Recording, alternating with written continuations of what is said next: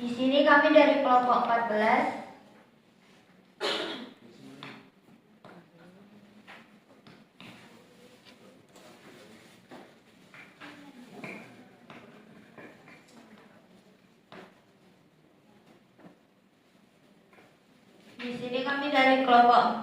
yang beranggotakan saya sendiri sebagai moderator, Lita Vina sebagai pembicara, dan juga Rizwi Amalinda sebagai kamera. Di sini kami akan mempresentasikan mengenai master plan pembangunan Desa Merpati, Kecamatan Lili, Kabupaten Markisa, Provinsi Walet. Selanjutnya akan dilanjutkan dengan Lita Vina.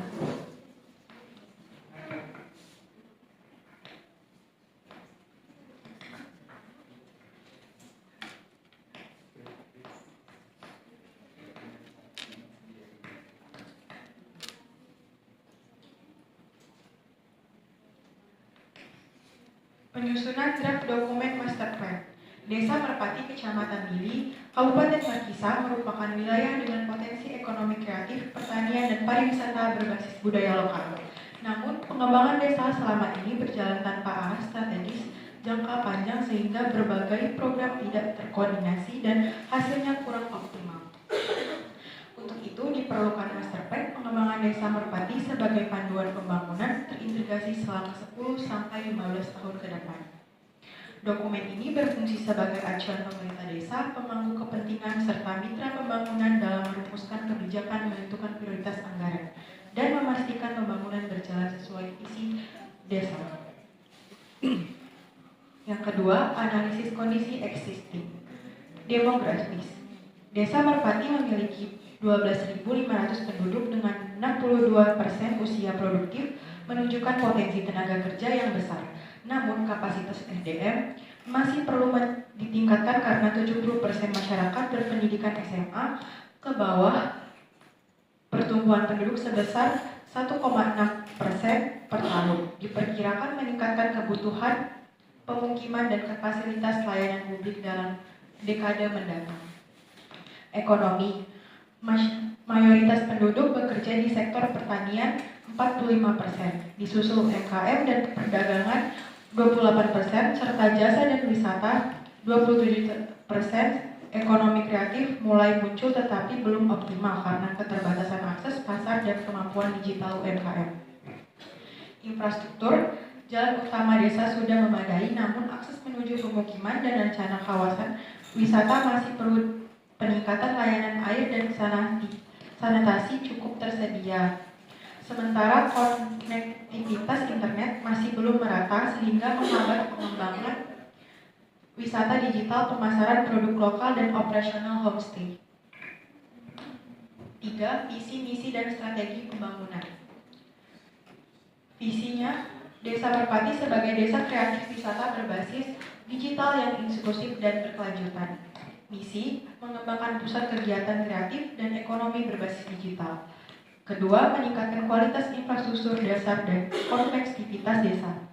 Ketiga, mengoptimalkan pemanfaatan lahan tidur untuk pertanian terpadu dan edukasi. Keempat, menguatkan kapasitas warga melalui pelatihan vokasi dan pemberdayaan UMKM. Strategi pembangunan. 1. Pembangunan zona kreatif hubungan dan event kreatif reguler. Yang kedua, program pemerataan internet desa 20-50 Mbps minimal. Revitalisasi jalan dan pengembangan jalur wisata. Keempat, pengembangan geopark dan lahan tidur. Keenam, digitalisasi pemasaran UMKM. Keempat, rencana tata ruang dan pemanfaatan lahan. Yang pertama, zona kreatif terpadu 8 hektar. Yang kedua, zona pemukiman prioritas 48 hektar. Yang ketiga, ekowisata agrogeopark 10 hektar. Keempat, zona pertanian produktif 6 hektar. Kelima, zona lahan kosong 8 hektar. Yang kelima, program pengembangan jangka panjang 10 tahun. Fase 1, fondasi infrastruktur dan identifikasi desa. 0 sampai 2 tahun. Fase kedua, penguatan ekonomi kreatif ekowisata 3 sampai 6 tahun. Fase ketiga, integrasi regional skala ekonomi 7 sampai 10 tahun. 6. Review internal team.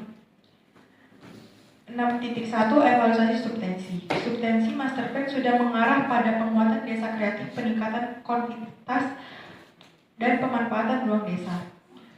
6.2 Konsistensi data. Sebagian data dasar telah tersedia, tetapi beberapa data teknis masih belum konsisten seperti cakupan internet, kondisi rinci jalan, lingkungan, dan status administrasi lahan tidur. 6.3 Perbaikan ruang lingkup.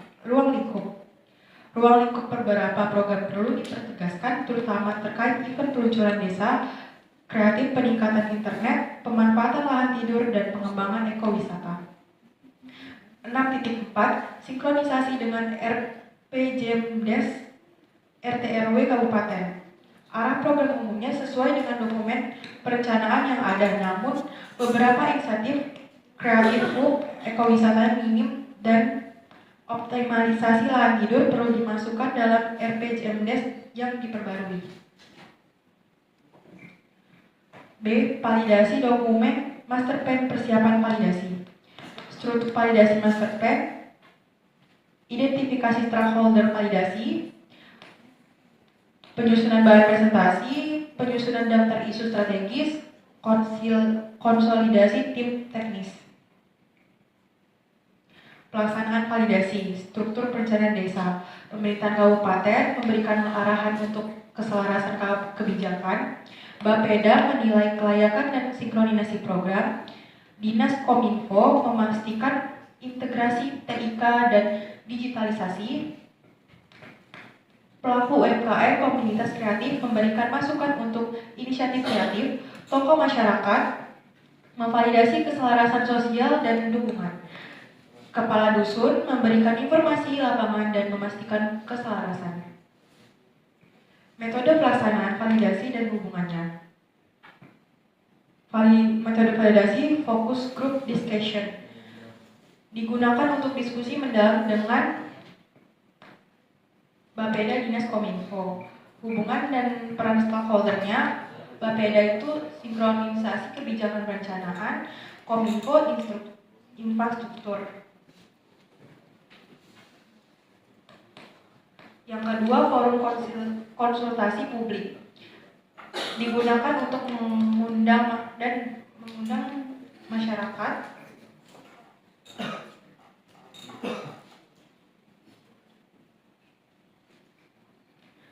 stakeholder terkait tokoh masyarakat, hubungan dan peran stakeholder.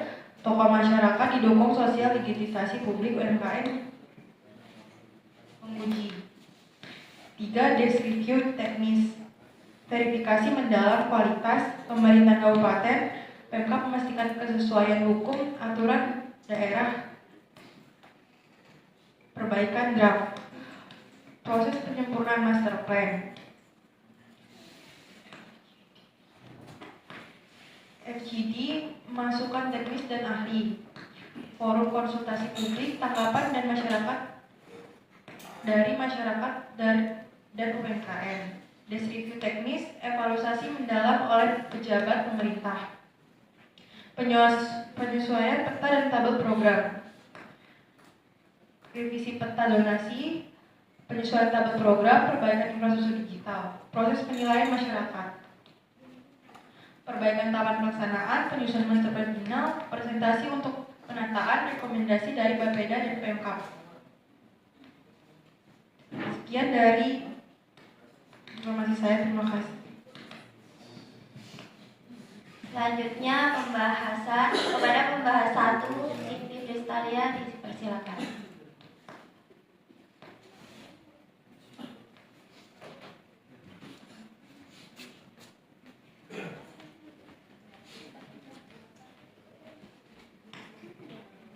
Perkenalkan, nama saya Siti Destalia. Sini saya akan menanyakan dalam evaluasi disebutkan bahwa ada beberapa program yang perlu disesuaikan dengan RPJMDes dan RT/RW Kabupaten.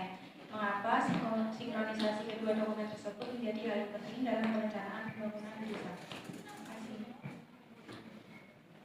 Selanjutnya pembahas kedua, Angget Barawangi. Silakan.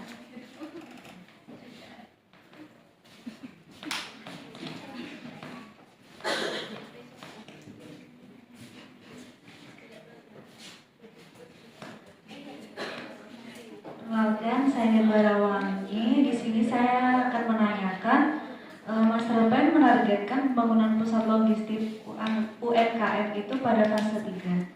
Apa alasan strategi pembangunan fasilitas ini dilakukan pada fase akhir? Kenapa tidak dilakukan pada fase awal? Terima kasih. Baik, terima kasih atas pertanyaannya. Sekarang pada pembicara, persilakan untuk menjawab. Baik, saya akan menjawab pertanyaan dari Cindy Prestalia. Sinkronisasi dengan RPJMDes dan RTEW Kabupaten penting agar rencana program tidak bertentangan dengan aturan tata ruang dan arah pembangunan daerah. Jika tidak disinkronkan, risiko yang muncul adalah program tidak memperoleh izin, tidak mendapat dukungan anggaran, atau bertentangan dengan zonasi wilayah. Dengan sinkronisasi, program desa menjadi lebih kuat, legal, dan lebih mudah didukung pendanaan dari pemerintah maupun mitra eksternal.